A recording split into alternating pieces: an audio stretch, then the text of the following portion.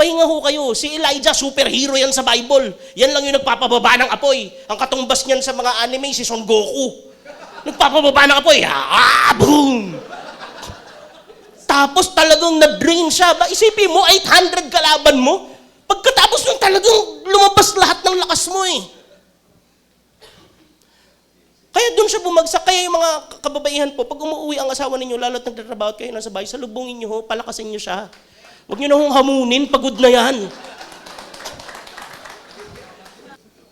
Kaya ito, yung mind check, okay, talagang, ang mga pinaka-effective daw na topic yung na-preach muna ng pastor sa sarili niya. Yung siya muna talaga yung tinamaan para pagdaan sa'yo, alam mo talaga, pakiramdam. No, kasi talaga overthinker ako eh. Ako yung mga nakakatulog ako, stress, kakaisip lang, no? Kaya mahirap akong saktan. Kasi wala, naisip ko na yan eh. Ganun. Yung kaibigan ko nga isa sa comedy, sobrang tindi. Sobrang dala na daw niya, sobrang advanced niya na mag-isip. Nililigawan pa lang niya, pinatulfo niya na. So, ganun. So, ganun katindi. Ay, ako ba magkiklik? Okay. Sige. Yan. Basahin po natin. Paano ba to? Ayan, sige, okay. Favorite to ng tatay ko, my late dad. 1, 2, 3, go. For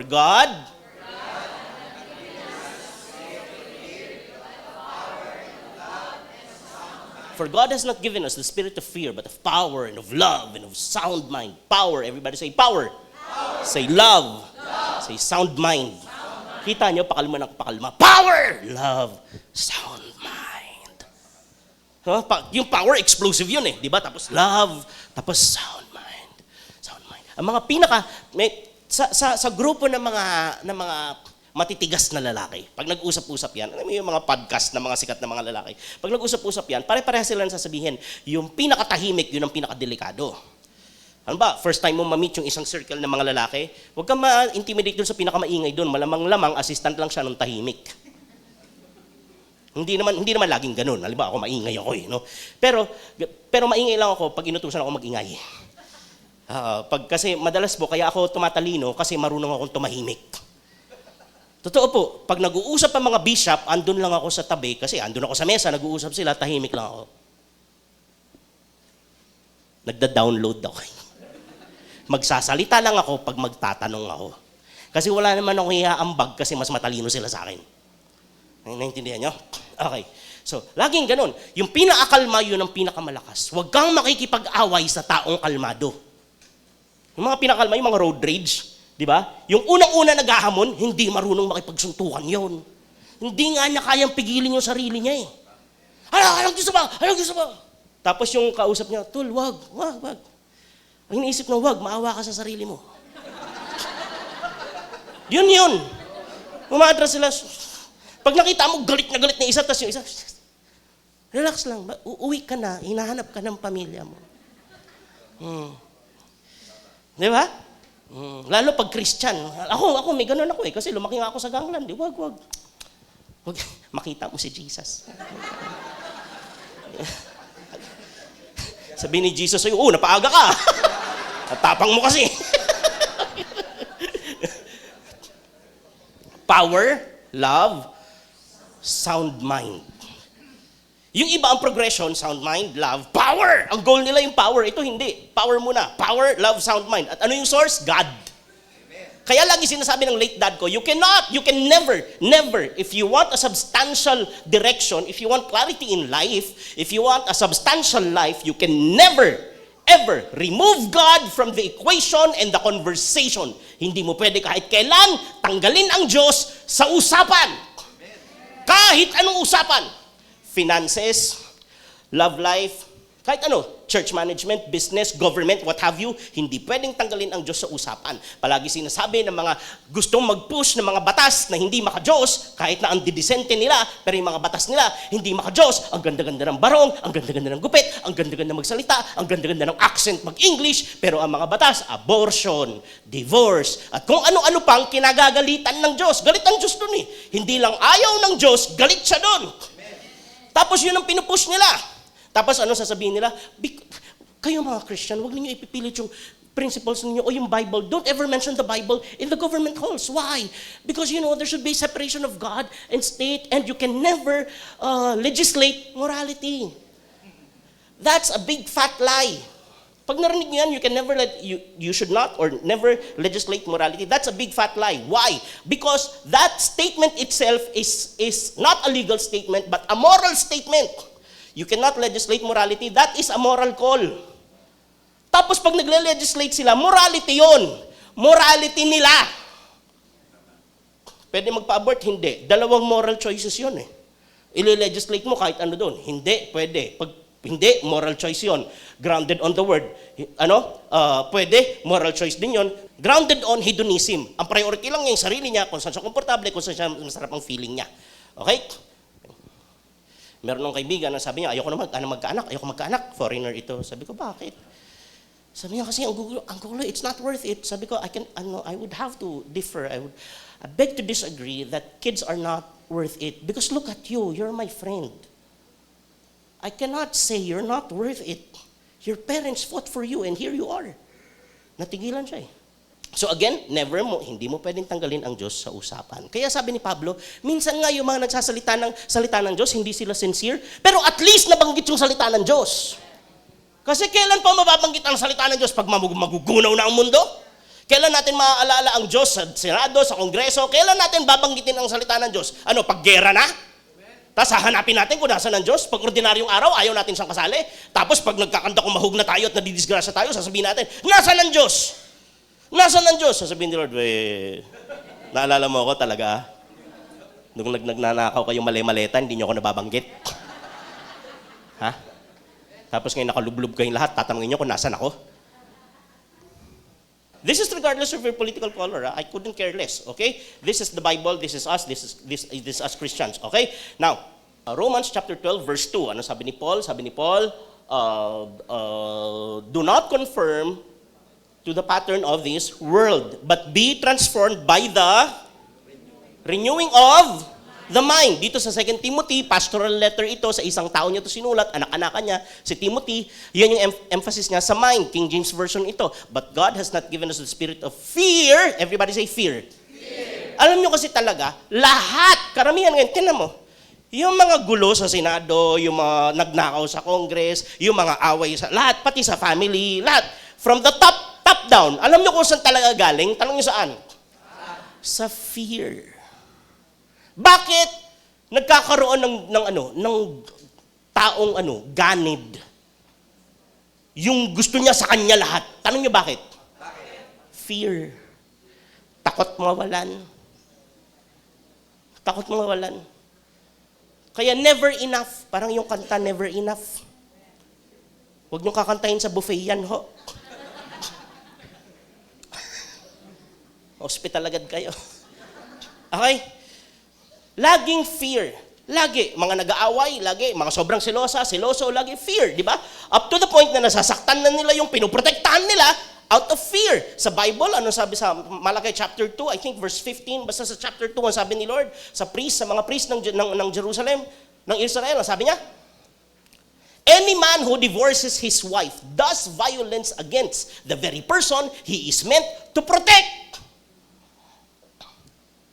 Out of fear. Maraming taong takot. Dahil, tanyo pati sa Bible eh. Pati sa Bible, yung mga bumabagpak, dahil sa takot. Kaya sabi sa scripture, true love casts away all fear. Sabi niya kay Timothy, for God has not given us the spirit of fear. So kung meron kang fear, hindi sa Diyos yan. Kaya pag lumalabas ang angel, nagpapakita si Lord, ano ang 2 words lagi na sinasabi? Fear not. Huwag kang matakot. Fear not if you don't have fear. Fear not. Huwag kang matakot. Huwag kang matakot. 2 Thessalonians 5:18, ano sabi? In everything, give thanks. Everybody say, everything. Everything. Power, love, sound. Ibig sabihin po ng sound, kalmado. Kaya bilib na bilib ako dyan kila Charlie Kirk. Kasi yung mga taong malakas ang self-control, iba maturity niyan. Yan ang masarap kasama sa gera. Hindi ka mamamatay agad. Kasi yung iba, siya hindi, naghahanap ng exit yan. Dun. Pangalawang kanto kanan. Yan. In 300 meters, turn right. Yan. Mga kalmado.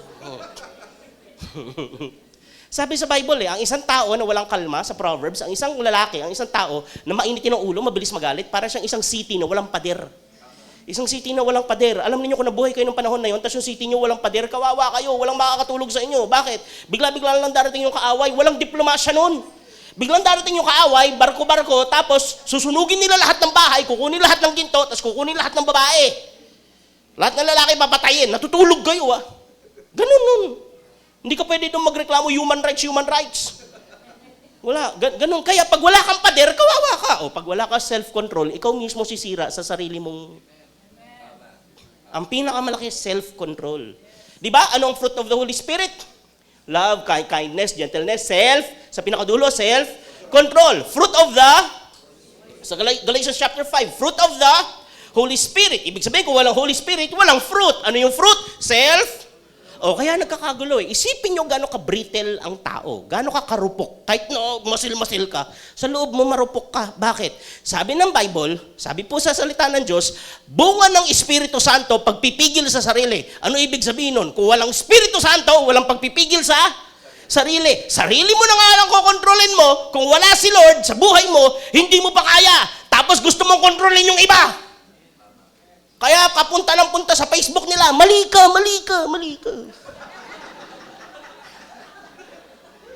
Ba't ka nakikialam sa Facebook ng iba? Hindi mo naman Facebook yun. Doon ka sa Facebook mo magmaktol. Yung mga punta ng punta sa Facebook ng kaibigan nila, parang mali ka na naman, mala! Isipin mo kung sa totoong buhay yan, pumasok sa bahay mo, di ba? Add mo naman ako as friend, parang kumakatok. Papasok naman. Tapos nung friend mo na laging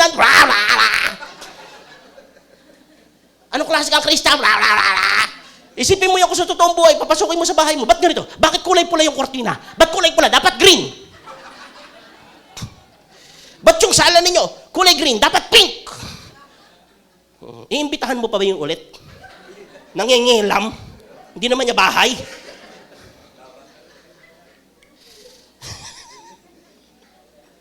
Kaya kumalma ho kayo. Sarili mo na nga lang kukontrolin mo Pag wala po si Lord, hindi natin kaya. Sarili na lang Tapos gusto mo pa bang mang-control ng iba? Hayaan mo sila tsaka si Lord. Ikaw, si Lord tsaka ikaw.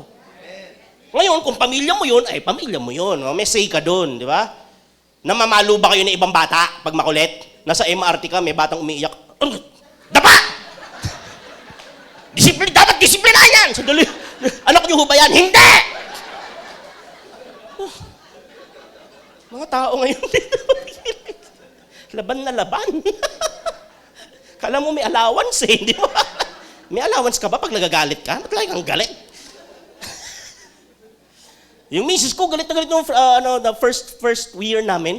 Laging galit. Kasi hindi ko masisi kasi widro nga ako, tapos Batanggen niya no? Ako, mahirap ako matinag kasi ang tatay ko Mindanao, nanay ko Waray. Waray upay. Mga Bisaya, makusog, mag-iisog. Laging galit. Sabi ko, ba't lagi kang galit? Hindi kita maintindihan Oras ng tulog, gising ka. Gusto ko patay ilaw, bukas ilaw. Ano mo, hindi kita maintindihan. Sabi ko sa kanya, sino nagsabi sa'yo naintindihan kita? Galit ba ako? Hindi naman. Mas marami nga ako naintindihan na tao kaysa sa'yo. Ang hirap mo maintindihan. Yung mga kababata ko, kasama ko lumaki, sa Novaliches, mas naintindihan ko sila kaysa sa'yo. Nandito ako sa Las Piñas ngayon. Sa'yo ako nagpakasal. Hindi naman kita pinakasalan dahil naintindihan kita. Pinakasalan kita kasi ikaw pinakamahal ko sa lahat. Ganyan sa magot, boys! Hindi yung ididiin mo, mali ka. Hindi, ilalagay mo lang sa gitna yung mali siya. Tapos pagdating sa dulo, I love you. Gano'n. Hindi na makaporma. Kasi naman talaga. Yan ang style. Natuto kayo. Ang Gcash ko, 0991. Joke lang po, pastor po kami. Alam po nila pastor yan. Ang mga pastor, hindi nanghihingi. Pero hindi kami tumatanggi. 0991-643. Joke lang. Tinan nyo daw Yan galing kay God. How? Sabi ni Paul, si Paul pa rin, sa Romans naman, hindi naman sa isang tao, sa isang buong church, sa church sa Rome, sabi niya, renew your minds. Hindi mo na renew your habits, hindi mo na renew your action, renew your, kasi sa Proverbs nga as a man thinks, so is he. Kung paano mag-isip ang isang tao, totoo yun. Hindi yun magic na iaano mo lang yung parang law of attraction, yung pupogi ako. Hindi ganun. Okay? Ibig sabihin, mag-uumpisa ka sa pag-iisip, tapos gagawin mo talaga. Okay? Kasi kung hindi mo naisip, paano mo gagawin? May mga tao nagsasabi, mga namimiloso po, ay hindi ko naman kailangan mag-church, hindi ko naman kailangan Bible, Jesus. Hindi importante ang pinapaniwalaan. Ang importante, yung maganda ang ugali mo. Di ba may mga ganyan? Ang tawag dyan, humanist. Mga humanist sila. No? Sabi ko sa kanya, hindi importante ang pinapaniwalaan. Yan ang paniniwala mo. Importante ba yan sa'yo? Naniniwala ka ba dyan? Importante ba yan sa'yo? Saan ka pupunta ngayon? Di ba? Hindi importante ang paniniwala. Talaga? Naniniwala ka? Pag sinabi niyang hindi, di ba't mo sinasabi sa akin? Di ba? Ibig sabihin, importante paniniwala. Yan ang pinapaniwalaan mo Because even this belief needs believing for it to be believable. Hindi ka naniniwala, kailangan mo maniwala sa hindi mo paniniwala. Para ka panipaniwala siya Naniniwala kayo? Diba? So, dito, alam mo makikita nyo dito, magre-renew ka ng mind. Unang-una, hindi mo, sabi ko kanina sa music ko, hindi ka magkaintindihan, pero hindi naman ako galit. Di ba? Kasi yung expectation natin, pag naiintindihan ka, pag mahal mo ang isang tao o minamahal ka ng isang tao, dapat 100% maintindihan mo siya. Ganun tayo Obsessed tayo na ma-figure out natin from start to finish. Kaya nga, di ba, yung mga nagpapahula, ikakamatay niya, sino mapapangasawa, nagpapahula. Where's the excitement in that? Ba't ka magpapahula? Tsaka yung hula lang yun. Di ba? Pag pumunta ka sa manghula, sabi mo, hulaan mo sino ako. Hulaan mo kung babayaran kita o hindi. Alam ko niya, hula na yan. Sa Bible, yung mga prophets nga, yung prophecy, pag dumarating sa kanila, ayaw pa nila sabihin kasi nadidisgrasya sila. Mabubugbog sila pag sinabi nila Si Jeremiah, di ba? Si Isaiah. Ayaw nila sabihin, pero kailangan sabihin. Ito, hindi. Bayaran mo ko, sasabihin ko. Diba? Tapos yung mga hula, puro generic. Yung mga yung mga scorpion? Anong tawag? Horoscope. Scorpion, yung palang gumagano. Horoscope. Babasahin mo, ano kaya ang kapalaran ko ngayong araw? Basta't magsipag ka, ikaw ay uunlad. Ba, natural. Napakatalino nitong taon to.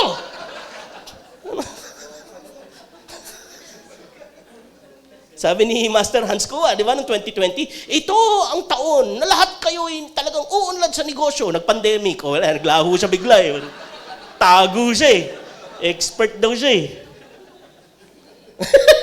Lahat daw uunlad Dami na matay Umunlad yung puninarya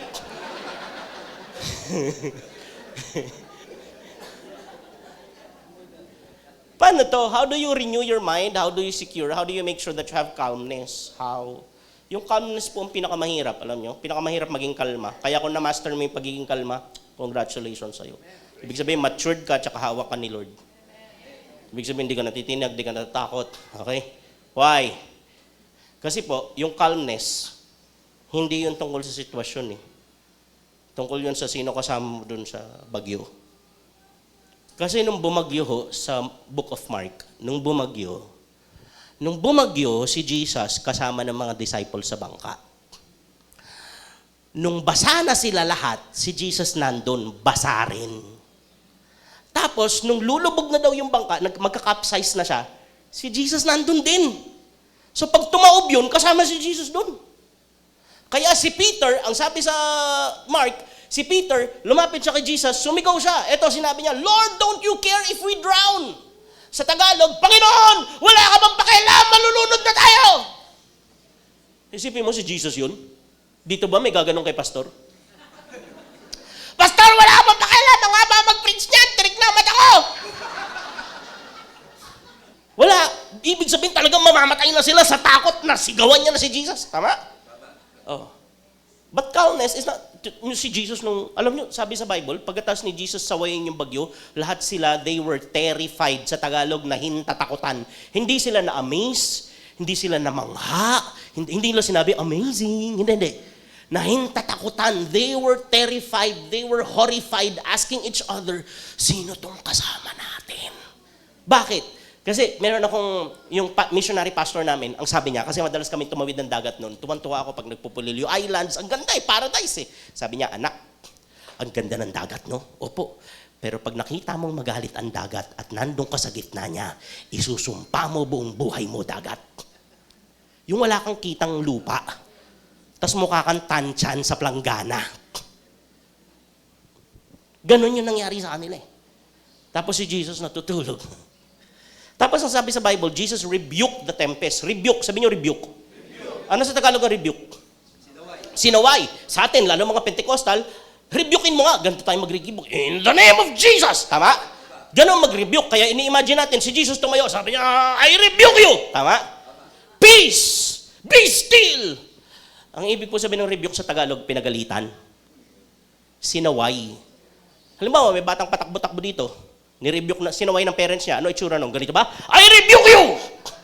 Sit down! Hindi. Ganito magsaway ng bata. Stood!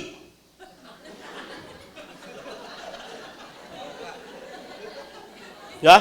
Nanay ko, ganun eh. Doon yung kinopya lang sa nanay ko yun eh. Yung sa kotse, yung pag binusinahan ka, hindi ka pa rin huminto, iilawan ka. Sa nanay ko galing yun eh.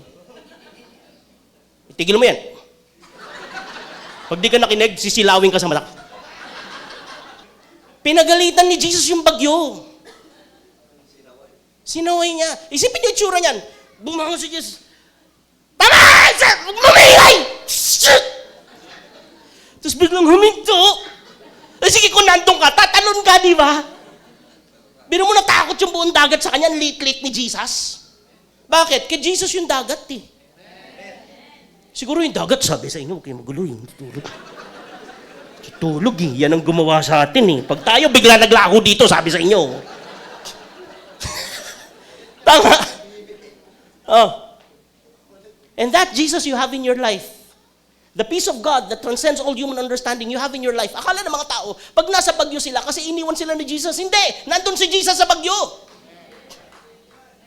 Akala nila, pag kasama mo si Jesus, walang bagyo. Hindi rin. Nandun nga siya kasama mo sa bagyo eh. Kasi ang promise, pag Christian ka, hindi ka dadaan sa problema, hindi ka dadaan. Kaya ka nagkaka-overthinking kasi you think it does not align. It doesn't add up. Mabait ako, mabuti. Sumusunod ako, nagdi-devotion ako, nagbibigay ako, I give my tithes and my offering, and I pray, and I do ministry. And this is what happened. It doesn't add up. You become disillusioned. Nung pandemic, ang daming ganyan, tumalikod sa Lord, namatayan sa pandemic eh. Kabisado ko yung Psalm 91. He who dwells in the secret place of the Most High shall abide. Tapos nandito nakaburol yung nanay ko. Hindi pa namin maburol ng buo kasi kailangan mo sunugin. Tama, ng pandemic. It doesn't add up. You wanna save yourself from that? Ask me how. Bigyan ko kayo ng mga sample ha. Punta muna tayo sa next verse. Yung Hebrews. Ito ang solusyon. Ang solusyon, yung word ni Lord. The word of God is louder. The word of God is and sharper than a double-edged sword. It penetrates even to dividing soul and spirit, joints and marrow. It judges the thoughts. Yan na naman, thoughts na sa isip na naman. It judges the thoughts and the attitudes of the heart. For the word of God is living and active, sharper than a double-edged sword. It penetrates through the dividing soul and spirit, joints and marrows. It judges the thoughts and the attitudes of the heart. Ano daw yung nagja-judge sa thoughts? Yung word of. Kaya marami sa mga tao na ang ini-embrace nila, yung sarili nilang gusto, ayaw ng Bible. Kasi yung Bible nang judge ng thoughts tsaka ng attitudes of the heart. Sasabihin ng Bible sa'yo, anak, mali ka. Alam nyo gano'ng kahirap tanggapin sa tao nang siya nagkamali? Alam nyo gano'ng kahirap? Kwentuhan ko kayo Meron akong kaibigan, no? Staff ko for the last 20 years, tapos syempre nag-retire na ako, nag-retire na rin siya. Tagal ko nitong kasama. Sobrang bait! Gano'ng kabait? Ang tagal ko nung kasama, hindi kakain pag di mo inubutan ng plato. Ganun siya kabait. Pero sobrang sipag. Pagdating namin, ihanda niya na yung gamit ko para sa susunod na lakad. Ganun kabait, ganun kasipag. Sobrang soft-spoken. Nagpark kami sa SM Mega Mall. Di ba, may building A, building B. Nagpark kami. Doon ako natutong mag-picture kung saan ako nakapark. Pag nagpark kayo, picturean nyo kung anong slot kayo, tsaka yung pinasukan nyo, tapos kung anong katabing, para pagbabalik kayo, hindi nyo makalimutan. Di ba? Titinan nyo. Hindi ko pinicturean, lakad na kami, 3 kami. After 30 minutes, balik na kami. Sabi niya, hindi dyan, ha? Dito, sa kabila. Hindi dito. Dito sa kabila yun. Cinema dyan eh. Dito yun. O sige, kasi alam ko, makakalimutin ako. Hindi sunundan ko siya. Dito yun eh. Nung malapit na kami sa dulo, dito yun. Sabi ko sa kanya, kuya, sabi ko sa'yo, yung cinema. Alam niyo sabi niya? Tanong niyo ano? Kanina, nandito yun eh. Sino gumawa na nun, di ba? Nagtuturo kayo, dito yun, yung building na yun. Wala eh, kahapon nandyan yun eh. Inipan na. Isipin nyo, ang babaw nun, hindi kami nag-aaway. Ang bait nun, tawanan kami ng tawanan, di ba? So balik na naman kami. Dahil nga pala, naisip ko yun. Sabi ko, isipin mo, ang bait nitong tao na to. Lalo pa kung hindi mabait. Tapos kami-kami lang. Lalo pa kung may ibang nakakakita. Halimbawa sa Facebook, may ibang nakakabasa. Ano ibig ko sabihin? Ang knee-jerk reaction niya bilang tao, nung na-confront siya na nagkamali siya, nung nag-compute siya, mas willing siyang, 2 options niya, tanggapin na nagkamali siya, o mas madali sa kanyang tanggapin na yung buong Mega Mall nagpalit ng itsura sa loob ng kalahating oras kaysa sa tanggapin na baka nga nagkamali siya. Naintindihan niyo gano'ng kahirap sa tao tumanggap ng pagkakamali? Tapos pupunta ka sa page ng friend, mali ka! Away talaga kayo. Nababasa ng ilang daan yun eh. Naintindihan niyo? Hirap na hirap tayo. Kaya, wala tayong pag-asa talaga kung walang salita ng Diyos eh. Si John the Baptist, dineclare niya si Jesus, tapos nakulong siya. Anong sinabi niya? Sabi niya sa mga disciples niya, tanungin niyo nga kay Jesus. Tapos sabi ni Jesus, eto sabihin mo, nakakita yung mga bulag, nakakalakad yung mga pilay na pinapangaral lang salita ng Diyos sa mga dukha. Magalak siya. Punta sila kay Juan, eto sabi ni Jesus. Nung narinig niya yung kung anong sabi ni Jesus, okay na siya. Gets nyo? Kasi ang importante kung anong sinabi ni Jesus. Okay? Bigyan ko kayo ng ng last example na ano itsuran to sa tunay na buhay. Okay? Si Elijah. Si Elijah po yan. Nung bumalik pa po ako sa panahon nila at drinowing ko siya. Sabi ko, wag gagalaw ha. Medyo mahangin eh. Eto si Elijah. Sa 1 Kings, kahit wag na tayo magbuklat, kwento ko na lang sa inyo. Mga Christian naman kayo, alam nito. 1 Kings chapter 19 verse 11 onwards. Ganito nangyari, di ba? Nanalo si Elijah. Ilan kalaban niya? Isipin nyo si Elijah, isa lang siya. Isa lang. Ilan yung tinalo niya? Close to 1,000. Ang tinalo niya. Tapos yung mga tao, si Yahweh ang Diyos, surrender. Okay. Tapos ano sumunod? Ang sumunod na nangyari, nagtatago si Elijah. Kasi ipapapatay daw siya ni Jezebel. Ilan si Jezebel? Isa lang. Babae pa. Hindi ko sinasabing lower yung mga babae pero pag may naghamon sa akin ng suntukan babae, hindi ko siseryosohin. Di ba? Pero alam ko si Ronda Rousey ka. Di ba? Kasi natural na, hindi pang suntukan ng babae, yung babae pang mahal. Kaya tinan nyo, yung female boxing, hindi sumikat-sikat eh. Lalo sa ating mga Pinoy, Maria Clara tayo, di ba, pinagpipitagan ng babae, tapos makikita mo, binubuntal. Di ba? Ang sakit sa dibdib panoorin. Ba't pinapaupo nga namin yan pag puno sa bus, tapos sasapakin nyo. Di ba? Minamahal ang babae. Okay, so, eto na. Minamahal kayo, kahit hindi namin kayo maintindihan. Kaya tinan nyo, walang MMDA na babae. Magkakagulo eh. Pag sinabi, anong violation ko? Sabihin ng babaeng MMDA, ikaw, ano sa tingin mo? Akala mo wala. Ayan ang problema sa inyo, mga insensitive kayo eh. Ano, wag mo akong kausapin! Wag mo akong kausapin! Tapos, susunod, ba't mo ko inuli? Ba't mo kinakausap yung isang MMDA? Ha? Kahapon ako kausap mo, ha? Gusto mo dun na? Magsama kayo? Magsama kayo? Nagselos. Gusto niya siya lang uhuli. Joke lang po. Nasaan na tayo? Tapos si Elijah, tumakbo siya kay Jezebel, natakot. Tapos nandun siya sa, kaya ako, hindi ako obsessed sa personality. Mas tinitingnan ko yung policy. Pagdating sa leadership pa, kasi si Lord ginamit niya si Cyrus, Darius, Nebuchadnezzar, puro sablay personality nun eh. Pero yun, nag-rebuild ng temple, nag-rebuild ng walls. Ano ang nagdala pwede namang kalapati sana, nagdala ng tinapay kay Elijah. Ano nagdala? Raven. Kasi ang ginagamit ni Lord, hindi yung perfect, ang ginagamit ni Lord yung available. Kasi kung perfect, walang magagamit. Tingnan nyo, maghanap kayo ng perfect na ginamit ni Lord sa Bible, wala. Lalo si Samson, walang ginawang matino yung tao na yan eh. Kung anong bawal, dun siya. Bawal uminom, andun siya sa inuman. Bawal mag-asawa ng foreigner na ba, andun siya lahat. Walang magawang matino yung tao na yun eh. Pero grabe si Lord eh. Grabe ang grace ni Lord eh. Okay, hindi ko sinasabing gayahin nyo ha. Okay, so, okay. Anong ginawa ni Lord? Sabi sa kanya, matulog ka. Tapos, paggising niya, may grab food. Yun yung unang grab eh. Ang tawag doon, grab uwak. May uwak, dalang tinapay. Hindi ko alam saan niya ninakaw yung tinapay na yun. Malamang ninakaw niya yun, nagpaalala lang binili niya, di ba? Di ba? Ninakaw niya yung tinapay niya sa bakery. Tapos sabi ng Lord, kumain ka. May tubig, kumain ka para manumbalik ang lakas mo. Kumain. So, ang ginawa niya, nung talagang tuyong-tuyo na siya, nag-burn out, natulog, kumain. Kaya wag niyong sinasaway, lalo yung mga tatay. Kasi yung mga tatay na nagtatrabaho, hindi niyo nakikita kung ano nangyayari sa kanila sa labas.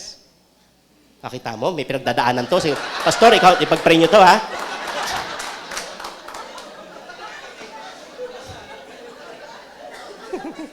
Ano pangalan mo, Pastor?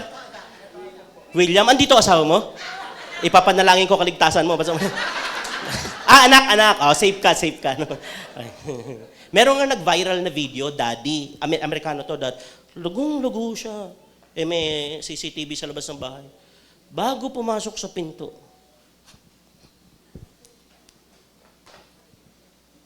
pagpasok niya, takbuhan yung mga anak. Ayaw niya ipakita sa loob yung nangyari sa labas. Yung mga babae po, pag may nangyari sa labas, pagpasok sa bahay, kita mo agad yan. Kita mo agad. Pag maganda nangyari, naku, pinagpala ka. Kahit hindi ikaw ang dahilan, ikaw ang pagbubuhusan niya ng celebration. Di ba? Di ba? Alam na yung pastor. Si pastor, nananahimik na lang. Humarap dito si pastor. Ayaw mong tamaan. Totoo yan. Pag may nangyari maganda, kasi miss ko ganyan. Dati hindi ko yung maintindihan. Pinag-aralan ko eh. Kahit sabi ko sa inyo, palaisip ako. Pinag-aralan ko, nagno-notes ako eh. Nagno-notes ako tungkol sa behavior ng tao kahit hindi sa school. Halimbawa, na-promote sa trabaho. O kaya, basta nakabenta siya o napuri siya doon o kung ano man. Bumalik. Di ba? Kumakain ka lang, biglang, honey, ano yung pagkain mo? Ay, sandali, magluluto ako ha. Tapos lalabas ng shower, honey. So, ano nangyari? Ano bang nagawa ko? Di ba? Hindi mo alam, may nangyari doon eh. Ikaw pinagbubuntunan. Kasi yung babae, pagbubuntunan niya yung paborito niyang tao eh. Sa mga lalaki, intindihin niyo na to, ganito sila. Okay? Ikaw yung buntunan nila. Ikaw yung paboritong tao eh. Okay? Ngayon, pag may nangyari dyan, halimbawa, na may nakaaway, may naku, pagdating yan. Nananahimik ka, nagbabasa, nagpe-PlayStation, o kung ano man. Diba? Darating yan, no? Kanina ka pa dyan? Yung tsinelas, nasa lalagyan ng sapatos, baliktad, ha? Yung tuwalya, nandun, ha? 10 taon na tayo, yung tuwalya na yan, hindi pa matutunan kung sa ilalagay, Ikaw na nanahimik ka doon, ano nangyari? Tama? Bakit? Hindi siya makabunton doon sa boss niya eh. Alam mo, sagot-sagutin niya yun. O doon siya sa bahay, sa paborito niyang tao. Ito na siya! Ang technique doon, hayaan mo lang siyang sumingaw. Magtanong ka lang na magtanong. Oh, ba't ano nangyari? Oh, talaga? Ano pa? Oh. Yung tsinelas? Nak, iyan mo yung tsinelas nyo. Ano pa? Oh. Pakalma ng pakalma yun kasi mauubusan ng ituturo yun. Konti lang naman gamit nyo eh. Yung ano? Ay.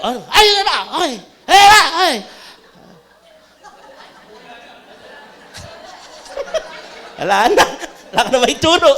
Huwag nyo nang patulan. Kasi hinintay kayo eh. Kayo yung paboritong tao. Kayo yung safe niya eh, safe space eh. Oh. Tapos na. Kain tayo sa labas. Yan na yun. Ayan mo na, kain tayo sa labas. Ayan. Hindi ako nakaayos eh. Ayan na, edi okay na. Huwag niyong patulan. Okay? Pangit naman sa lalaki pala patul, di ba?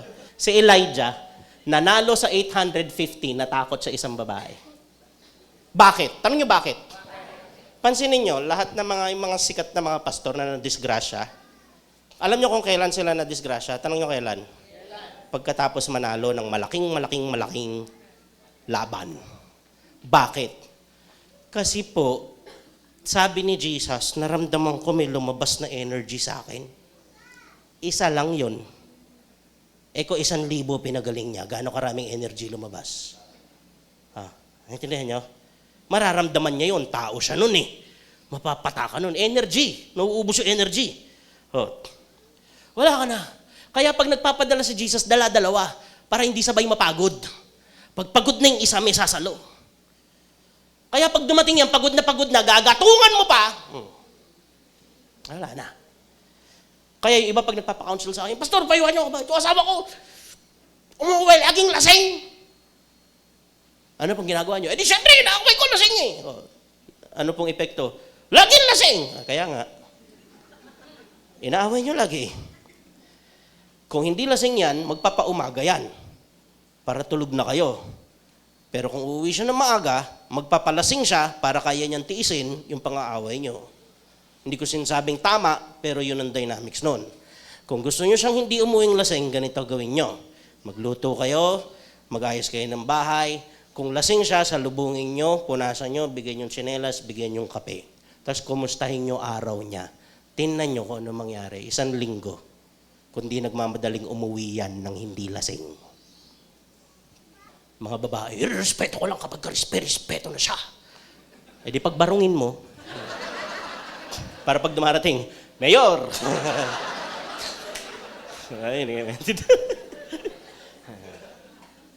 Si Elijah, pinagpahinga, pinakain. Yang pahinga po na yan, yung Sabat kasi, hindi yan activity. Rest yan. Sabi niyo rest. Si Lord ang gumawa sa tao, alam niya kung paano gumana. Tama? Meron kang kotse, 100,000 kilometers, 10,000 kilometers, dapat PMS. Tama? Bakit? Sino nagsabi? Yung gumawa sa kotse. Pag hindi mo yung sinunod, mafu-forfeit yung warranty. Hindi mo sinunod eh. Si Lord ang gumawa sa tao, tapos naglagay siya, ganito, gumagana ang tao. Magtatrabaho kayo 6 na araw, 1 araw, magpapahinga kayo. Yung iba, hindi, sleep is for the weak. Mahina lang ang nagpapahinga. Ayun, kita nyo, mukhang nakasabon. Pag hindi ka natulog, mamamatay ka agad. Dinisign ni Lord yung araw, umaga para magtrabaho, gabi para Kung wala kayong choice, ano kayo, ang tawag doon, yung BPO, basta kumuha kayo ng 1 araw na magpapahinga lang kayo. Lunes, day off ng mga pastor, huwag nyo na istorbohin si pastor, parang awa nyo na. Nakakapagod po magpastor. Etong preaching na to, katumbas nito 8 oras sa trabaho. Hindi ako tumitigil mag-isip kanina pa eh. Yung apoy sa utak ko, breng. Di ba? Sa tingin nyo, tumigil ako mag-isip? Dire-diretso isip ko. Hindi kami sanay mga lalaki, hindi tumitigil mag-isip, mga babae magaling doon. Saan ka nang galing? Sino kasama mo? Natatandaan mo yung sinabi mo 10 years ago. Kami mga lalaki, hindi eh. Di ba? Gusto namin nangingis na.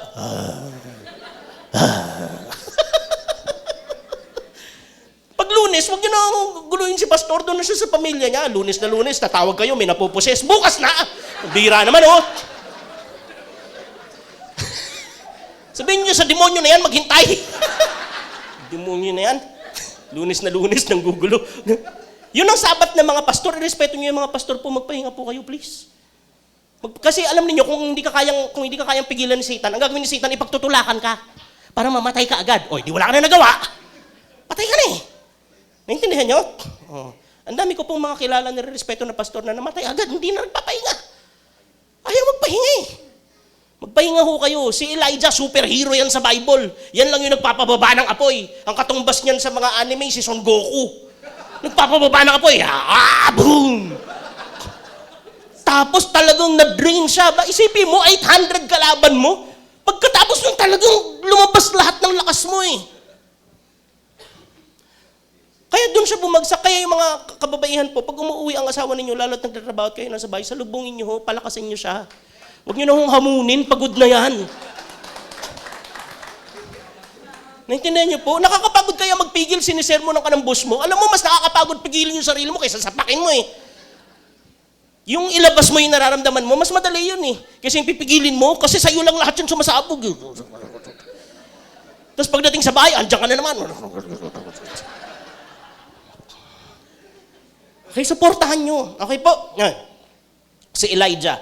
Okay, ang rest po hindi optional. Sabi mo sa katabi mo, magpahinga ka rin. Okay. Sabihin nyo, ang pahinga, utos ng Diyos. Hindi suggestion. Okay po? Okay. Tapos kumain din kayo.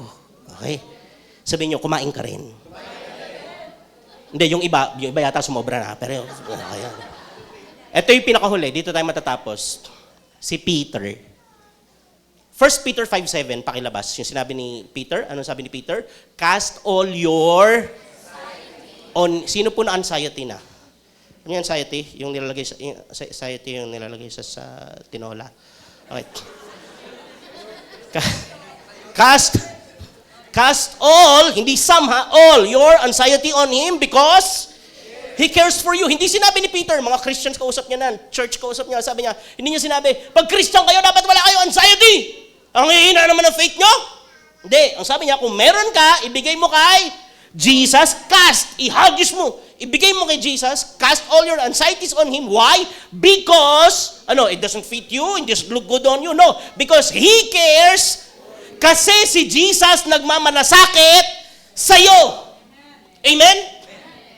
This is when you know that the Word of God is not, hindi ito ang tawag na wishy-washy, hindi ito naisip lang, na-invento lang. Because the Word of God knows the dynamics of humanity, of a human being. Alam niya kung paano gumagana. Alam niya nagpapasaya sa tao, alam niya solusyon pag napapagod, alam niya kulang, alam niya deficiency mo sa social life mo. Alam ng Bible at meron siyang sasabihin. Maghanap kayo ng mga ibang halimbawa Quran, walang sasabihin ng Quran sa isang taong depressed. Wala. Zero. Broken-hearted ka? Wala siyang sasabihin. Ang Bible meron. Kahit studies, may sasabihin ng Bible. Sabi ni Solomon sa Ecclesiastes, hindi natatapos ang paggawa ng mga bagong libro. Bakit mo pahihirapan ang sarili mo? Ibig niya sabihin, mag-aral ka, pero wag mong sasaktan yung sarili mo in the process. Ang sabi niya, wag ka masyadong magpapakabanal, yung sobrang OA na, lahat na lang. Pero wag ka magpapakahangal at baka mamatay ka nang wala sa panahon. Merong namamatay nang wala sa panahon. Ayaw magpahinga, ayaw kumain, Gets nyo? Okay. Sa negosyo, meron. Sa Proverbs, ang nais ni Yahweh ay tamang timbangan at sa negosyo ay ang katapatan. Tinatamad ka, Proverbs 6:6, tinan mo yung langgam, ikaw taong ubod tamad, pamumuhay nga'y masdan mo, nang ikaw ay mamulat. Lahat meron siya sasabihin. Lahat. Anxiety? Sige, maghanap kayo ng ibang sacred text na may sinabi sa anxiety. Wala. Ito lang. Sabi ni Peter, yung chief apostle, cast all your anxiety on Him because He cares for you. At sa lahat sa kanila, si Peter talaga ang nakakakilala ng itsura ng anxiety. Sa Kanlan 12. Okay? Listen ha. Listen kasi dito tayo, iwan ko sa inyo ha. Listen. Ilang beses nag-appear si Jesus after the resurrection? Ilan? 3. Sa lahat ng disciples. Pag tinotal mo, 5 talaga. Kasi kasama yung sa Emmaus tsaka yung kay Mary Magdalene. Pero yung lahat, yung grupo-grupo, 3. Okay? Una, andun yung 10. Wala na si Judas eh. 10 sila, wala si Thomas. Okay? Lumabas si Jesus. Di ba? Tapos, on the 8th day, bumalik siya para kasi nung first day, wala si. So, ibig sabihin, kung specific na wala si Thomas doon, ibig sabihin, nandun si Okay, nung second day, nandun na daw si Thomas, nandun din si Peter. Nung day one, yung kay Mary Magdalene, sabi ni Jesus kay Mary Magdalene, sabihin mo sa mga kapatid ko, at kay Peter, drinap niya yung name ni Peter, specific, at kay Peter, buhay na ako. Tapos 2 beses na lumitaw si Peter sa grupo, si Jesus sa grupo. Yung second, etong una, puro si Jesus lang nagsasalita. Nakikinig sila lahat, understandable. Second, may recorded exchange sila ni Thomas. Tapos sabi ni Thomas, my Lord and my God, sabi niya kay Jesus. Tanong, anong sabi ni Pedro? Anong sinabi ni Pedro? Nung nakita niya si Jesus na buhay na, anong sinabi ni Pedro? Ha? Meron ba? Meron, wala? Meron? Pakinggan niyo ako ha. Sino ang leader nila? Si Peter. Yung 10 natira, si Peter. Lumitaw si Jesus. Anong sabi ni Pedro? May nakasulat ba? Wala. Unang litaw. Bumalik si Jesus. Nandun din si Pedro. Sino leader nila?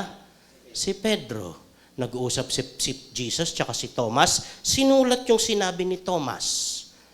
Nung kay Mary Magdalene, sinulat pa nga na sabihin kay Pedro. So kung may sasabihin si Pedro, isusulat ba o hindi? Isusulat. May sinulat ba na sinabi ni Pedro? Wala. Sa John 21, third appearance ni Jesus, lumitaw siya specifically para puntahan si Pedro. Anong ginagawa ni Pedro? Nangingisda na. Isipin nyo, nakita nyo si Jesus na matay, hindi nyo ina-expect na mabubuhay ulit. Tapos ngayon, nabuhay na, celebration na dapat. Tama? Tapos yung leader nila, mangingisda. Mangingisda na lang ako. Ano sa tingin nyo? Ano sa tingin nyo nangyari kay Pedro? Ano sa tingin nyo nangyari kay Pedro? Bakit hindi siya nagsasalita?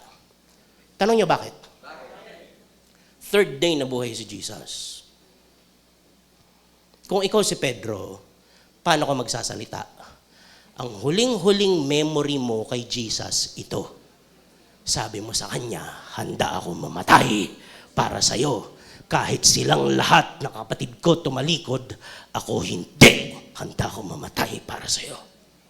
Sabi ni Jesus, Pedro, bago tumilaok ang manok, mamayang umaga, 3 beses mo akong ikakaila. Ang huling memory ni Pedro, hindi siya nakalapit sa cross si John nakalapit Hindi siya nakalapit. Ang huling memory niya kay Jesus bago namatay, ginugulpi si Jesus, nagpapanggap siya doon, tapos sabi sa kanya ng babae, kasama ka ni Jesus, di ba? Sabi niya, hindi ko kilala yun. Lumipat siya ng pwesto. Malapit na naman yung babae. Kasama ka ni Jesus Kasama kayo, kilala ka namin Natural, makikilala mo. Siya yung laging katabi. Nag-aagawan na nga sila kung sino tatabi kay Jesus. Kasi magiging hari nga si Jesus dapat di ba? Hindi. Lumapit na naman. Kilala ka namin, kasama ka ni Jesus. Galilean kay, mga Galilean kayo Alam niyo, loaded yun Galilean kayo. Bakit? Nasa Jerusalem siya In Jerusalem, parang Manila. Yung Galilean, probinsya, Galilee. Halimbawa, kilala kita Mga waray kayo. Kayo lahat, galing kayo Samar Mga waray kayo. Sabi sa Bible, sabi, Peter began calling curses. Sa simpleng Tagalog, nagmura na si Pedro. Napamura si Pedro, nag-curse siya. Tinatanggi niya si Jesus. Ang itsura nun, anak na, hindi nga wala ka ebidensya. Kabuhaon ni mo, bagunti ka. Hindi mo matatago Malakas ang punto nila, iba sila magdamit. Kitang-kita ko sino, tinatanggi niya. Yung huling tanggi niya, nanunumpa siya, hindi ko kalala si Jesus. Tumilaok yung manok, naalala niya yung sinabi ni Jesus, tumingin siya kay Jesus, si Jesus nakatingin sa kanya. Duguan si Jesus nakatingin sa kanya, dinadala papalayo. Yun ang huli mong nakita kay Jesus. Ikaw yung leader ng mga apostles. Sabi sa Bible, tumakbo si Pedro at tumangis ng buong pait. Yung tumangis ng buong pait, yun yung hindi ka na makahinga sa iyak. Tapos nabuhay si Jesus. Isipin mo ikaw si Pedro. Anong sasabihin mo? Ako, hula ko. Nasa likod lang si Pedro eh. Hula lang naman. Nakatingin. Naghihintay kung tatawagin siya ni Jesus. Oh. Siya yung leader eh. Nagkakagulo na yung mga kapatid niya. Buhay na si Jesus. Pagkatapos ng pangalawang appearance si Jesus, sabi ni Pedro, mangingisda ako. Yung mga kasama niya, ganito sa leadership, pakinggan nyo ha. Yung mga kasama niya, ramdam nila may pinagdadaanan si Pedro. Malamang kwento niya yun. Kasi sinabi ni Jesus yun sa Lord's Supper, nagkumustahan yun eh. Okay. Ang ginawa nila kay Pedro, hindi nila sinabihan, pambira ka, ikaw yung leader. Magpakita ka nga ng buto, nakakaya ka. Bida-bida ka doon na nagkakapa ng tenga. Tapos ngayon, gaganyan-ganyan ka. Hindi, ano ginawa nila? Sama kami. Sinamahan lang nila. Wala silang sinabi. Sinamahan lang nila. Ang sabi ni Job, dun sa mga friends niya, ang pinakamalaking tulong nyo sa akin, yung nandito lang kayo at wala kayong sinabi. Nung nagsalita na kayo, mga wala kayong silbing manggagamot. Kasi sinabon lang siya ng sinabon, naghihirap na nga. Sinamahan nila si Pedro. Nakita nyo? Tapos ni-reinstate niya si Pedro. 3 beses siyang itinatwa, 3 beses din niya tinanong. Kaya si Pedro pinaka may karapatang magsabi nito eh. Ito good news. Sabi ni Jesus kay Pedro, 3 beses mo akong ikakaila, pinanalangin kita eh. Pagbalik mo, palakasin mo yung mga kapatid mo ha. Sipin mo 10 sila. Bukod kay Judas, siya lang yung isa pang babagsak. Si Judas, ibang topic po yan, mahabang usapan yan. No? Si Pedro yung babagsak, si Pedro yung inutusan na magpalakas. Bakit? Kasi ang pinakatotoong makiramay, yung nakaranas mamatayan. Hindi ko sinasabing sana bumagsak tayong lahat, pero alam niyo meron sa ating mga bumagsak, wala lang nakakita eh. Pero ang nakaranas ng pagbagsak, yun talaga nakakaintindi. Kung gaano ka siya kasakit, gaano ka ano, yun ang marunong talaga makiramay. Tama? Kaya ako hindi pala away, kasi lahat ng, sa politics, lahat ng posisyon nadaanan ko eh. Umunlad ako, pero galing ako sa slum area. So, alam ko yung pakiramdam ng naglalakad ka sa iskinita at natatakot ka baka may biglang sumaksak sa'yo. Alam ko rin yung nakatira ka sa village, meron kang kotse, may security guard sumasaludo. Alam ko rin yung kasama mo, mga may sinasabing tao. Alam ko rin yung nagmi-ministry ka sa Payatas, sa Smoky Mountain, nagpapakain ka ng mga bata. Dinanas ko yung lahat eh. Kaya bukas ako, iniisip ko, alam ni Lord yung ginagawa niya. Ipapanalangin ko na lang kung anong gagawin ko. Sana magawa ko yung tama. Yun lang naman. Pagdating dito sa isip, walang ibang kayang mag-strengthen ng isip, kundi yung gumawa ng isip. At ang sabi ng gumawa ng isip, the Word of God is living and active, sharper than a double-edged sword. It penetrates through the dividing soul and spirit, joints and marrows. It judges the thoughts and the attitudes of the heart. That you are able, if you are actively engaging the Word of God, then you will be able to refrain from taking part in the world's, conforming the world's pattern and transform by the renewing of your minds. Because God has not given us the spirit of fear, but of power and of love and of sound mind. Amen? Amen. Kaya pala, sa dinami-rami ng pwedeng ibilin ni Lord kay Joshua, bago tumawid papuntang lupang pangako at makipaggera dun sa mga higante, ang bilin ng Diyos kay Joshua, Joshua, Hindi yung bilangin mo kung ilan ang sibat ninyo. Bilangin mo kung sinong pinakamalakas. Pagsamasamahin mo ng malalakas, pagsamasamahin mo ng mabibilis. Hindi. Ang unang bilin ng Diyos kay Joshua, Joshua, makinig ka sa akin. Huwag mong kaligtaang basahin ang aklat na yaon. Dili-dilihin mo iyon araw at gabi upang matupad mo ang lahat ng nasusulat doon. Sa gayon, giginhawa ka at magtatagumpay. That is Joshua 1:8. Never let this book of the law depart from your mouth. Meditate on it day and night so you may be careful to do everything written in it so you will be prosperous and successful. Sa verse 9, alalahanin mong lagi itong aking tagubilin, magpakatatag ka. Tibayan mo ang iyong loob, huwag kang matatakot o mawawalan ng pag-asa. Nakita nyo, pwede kang malungkot pag oras malungkot. Sabi ni Solomon, may oras sumaya, may oras malungkot. Pero kahit anong sitwasyon, huwag kang matatakot, huwag kang mawawalan ng pag-asa. Hindi yun suggestion, utos yun. At hindi yun utos na gagawin mo mag-isa. Dahil ang sabi ni Lord, dahil akong si Yahweh ay sasayo, san ka man pumunta. Pag Kristiyano ka, hindi pinangako ng Diyos na hindi ka tatawid sa alon, hindi ka tatawid sa apoy. Hindi, ang sabi sa Isaiah, pag tumawid ka sa ilog, hindi ka kayang anurin. Pag tumawid ka sa apoy, hindi ka masasunog. Kasi, kasama mo ako! Amen?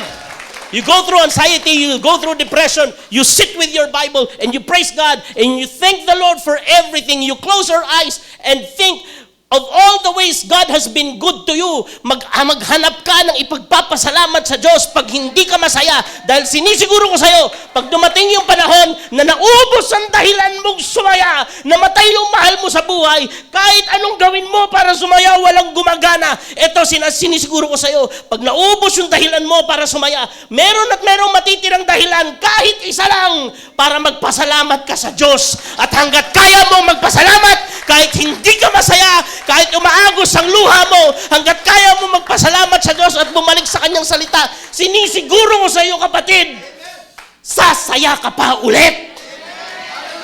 Hallelujah! Let's all rise. Panginoon, maraming salamat po. Ikaw po ang aming pag-asa. Ikaw ang aming kasiyahan. Tama po ang iyong sinabi, sumpain ang nagtitiwala sa kapwa-tao. Dahil ilan beses namin sinubukang ilagak ang aming tiwala sa mga tao, pero bigo kami, Panginoon. Ikaw lang ang nag-iisa, Panginoon, na maaari namin pagtuunan ng aming tiwala, ng aming pangarap, ng pagsabihan ng aming kahinaan. Ikaw ang aming lakas. Ikaw ang aming tanggulan. You are our ever-present help in times of needs, Lord God. You are there, Lord God, to remind us that we never go through this life alone. You always see us through, Lord. Ikaw ang aming lakas sa aming kahinaan. Ikaw ang aming provision sa aming pagkukulang, Panginoon. Maraming salamat po. Ikaw ang aming kapayapaan sa gitna ng unos ng buhay. Wag na wag mo po kami hayaang makalimutan. Always remind us, Lord, you are with us until the very end of the age. Our peace, our shalom. Salamat po, Lord. Salamat po. Sa lahat po ng aming pagkukulang, Panginoon. Sa lahat ng pagkakataon na kami natakot at nagduda, hiling po namin, patawarin mo po kami. At dala mo po ang aming tanggapin po ang aming pasasalamat, Panginoon, sa lahat ng pagkakataon, hindi mo po kami tinaboy. Hindi mo po kami tinaboy. Lagi pong bukas ang iyong mga kamay para yakapin po kami at bigyan kami ng panibagong simula at kalakasan. Maraming salamat po. Panginoon, ang bayis-sambahan po ito, Panginoon, na direktang nakapangalan po sa iyong anak. Dalangin po namin, luwalhatin mo po ang iyong pangalan, Panginoon, sa lahat ng taong narito. Lord, simula sa kanila pong head pastor, Lord God, hanggang sa kanila pong mga leaders, sa kanila mga Sunday school teachers, maging sa mga volunteers, staff, Lord God, and members and attendees, Lord, kasi sa mga bisita, at sa lahat po, Panginoon, ng surrounding areas, Lord God. Turn this place, Lord God, into a beacon of hope, Lord God, a lighthouse of salvation, Lord God. Magliwanag po, Panginoon, ang iglesyang ito sa komunidad na ito at dalhin po nila, Panginoon, ang pagpapala, ang pag-asa, Panginoon, at ang kalakasan na nakikita lamang, matatagpuan lamang sa aming Panginoong Jesus. Maraming salamat po sa iyong mga salita. Saan po kami matatagpuan? Saan kami pupulutin kung wala ang iyong mga salita? Maraming salamat po. Maraming salamat po, for your word is a lamp unto our feet and the light unto our path. For whom have I in heaven but you? And there is no one on earth we desire beside you. Our hearts, our plans, our finances, Lord God, our hands may fail, our skills, our connections may fail. Inevitably, Lord God, everything and anything outside you fails. But God is the strength of our heart and our portion forever. And when we have you, Lord God, our hearts are secured, our minds are checked, Lord God. We are safe in your arms, Lord God. Maraming salamat po sa pangalan po ni Jesus na aming Panginoon, ang aming matibay na tanggulan. Amen. Amen. Amen. Lahat po ng kaluwalhatian ay sa iyo, Panginoon. Huwag po kami makahati kahit kapiraso. Sa pangalan po ni Jesus. Amen. God is good.